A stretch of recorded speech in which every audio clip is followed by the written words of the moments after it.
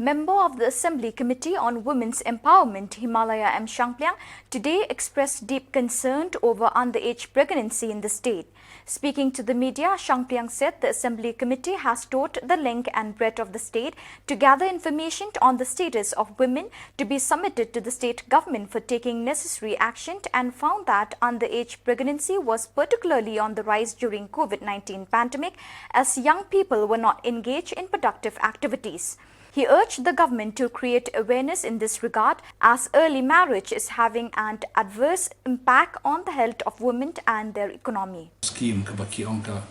wedding assistance scheme, Chief Minister's wedding assistance scheme. Te kidon bon sen ba kidon ki konsamla kiba duk ki konsamla kiba anna ki konsamla kiba mdon kmi don kapasyo ndre kiba kwa banjio ban poi buram hakajing shongkurim te namar kata kadang nak lek sorkar ni ngilapun ngilabo ya kajing mang pisa ya beta jongkin ki konsamla te kalong kumba kasan hajar ya ting kerpat kum kita kiba so kwa bakin lek